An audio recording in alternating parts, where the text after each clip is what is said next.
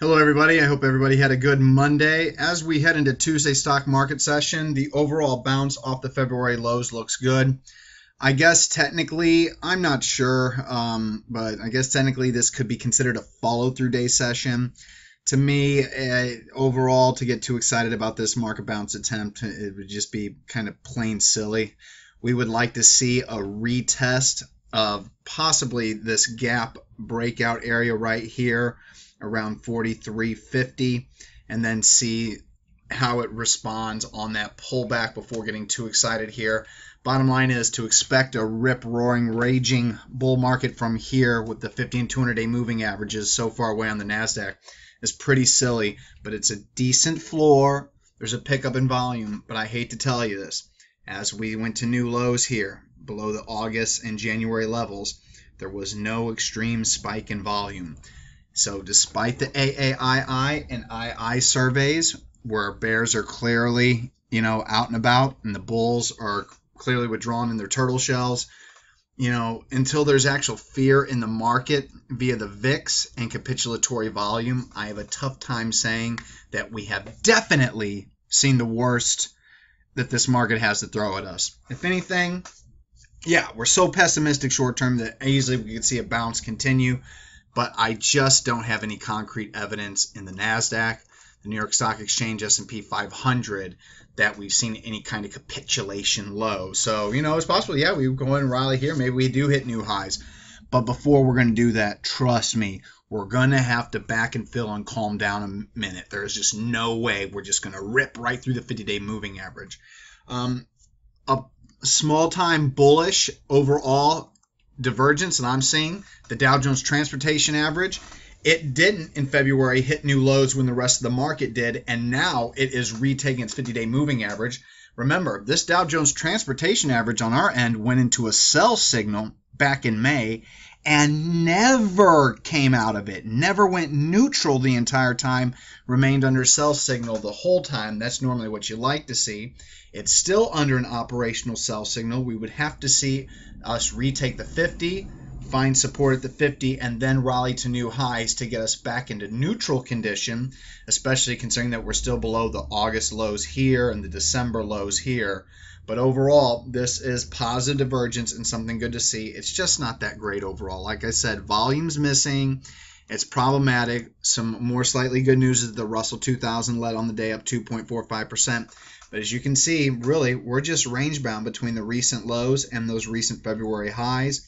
Until we get out of there, it's really hard to say that we're just going to blast off. Same with the Nasdaq. I mean, we still have the October low resistance area, the February highs resistance areas, the 50, 200-day moving average, November, December, which is right around that gap down day. And then there's some more gaps here that we got to contend with. So not out of the woods yet. And also another, a big problem that I have is the way that certain stocks are acting. Like the bases just aren't long enough for these kind of moves. FN was a stock that I've been watching.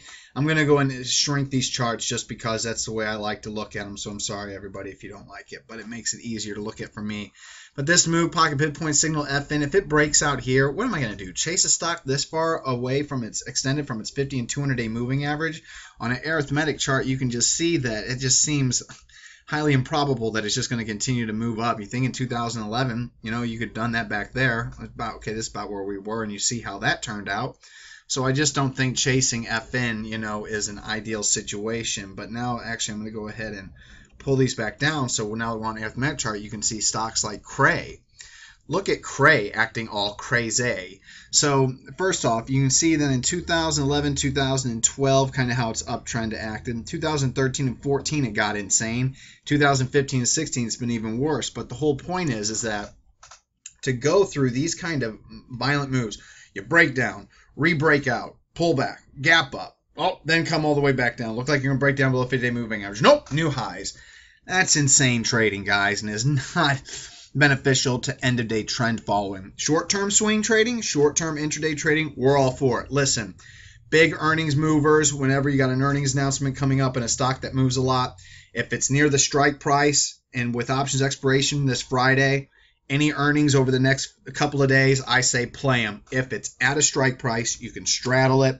If it's got low vega, low theta, I'm all for it, especially if it's got a historical tendency to gap around during earnings. However, besides straddles on earnings plays and or continuing to watch for intraday breakouts, I mean, this is just, getting to the point now where, there we go.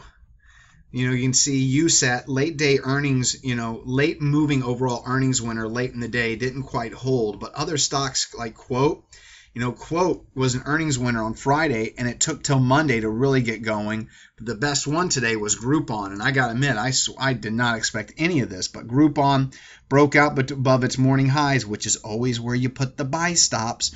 And then once it broke out here, then, your sell stops go here, and you raise them up as it goes along. And if you would have done that, you got the whole move basically from 344 all the way up to 415 currently. And that's a big move in one day, but that's a Groupon. These are the earnings winners, and they just continue to do well. Another earnings winners at the end of the day that's doing well is ELMD. Broke out late day after finding support at the previous breakout level, so broke out here to new highs, held this support level around 370, and now it's moving higher after hours to 394. Another earnings winner that's moving a little bit later, but overall looks good. But then getting back to what looks good overall, there isn't much. Like I said, Cray is the norm short term, and look at XRS. These are two stocks that I like. Remember ELLI? These are some of my favorite names, and they're just acting really, really, really absurd. And on that note, also, JBSS, the stock we have a position in, this breakout is too soon today. And look at what it did because of the gap up. It reversed hard, moved back into the intraday range of Friday's session on above average volume. And that's just not price action that you're going to see. JBSS, to be more symmetrical, needed to build out a base lasting at least a week or two and calm down. To break out already, you see what that causes. It causes a reversal in heavier volume. It's not constructive price action. FN, JBSS, Cray, XRS, and then even EW. There's another leader that we're watching. How can you buy this stock, though, on an end-of-day trend following basis when it's this volatile? And even swinging it, you knew it was going to bottom here at this low bottom low. You didn't think it was going to test 200-day moving average. It seems like a lot of people that are getting lucky with swing trading are trying to pass themselves off as really, really, really smart technical traders. And really, you're just in a byproduct of a very volatile market. It's a low reward to risk strategy. I think overall, I would continue to focus more on those straddles for the earnings gappers and or focusing on the earnings winners intraday for early morning breakouts, because end of day, moves like EW and XRS and Cray just aren't going to pass muster with me. And the only stocks that continue to look good overall with decent patterns, even though our JBSS doesn't do well, is OME. This is a food stock. HRL, you can see that one. Dean Foods today, Kellogg's today, hitting new highs. ANFI, one of our long positions, looks great right now. AGRO followed through with its 50-day retake, one of our nice long positions. So the food stocks continue to be where it's at.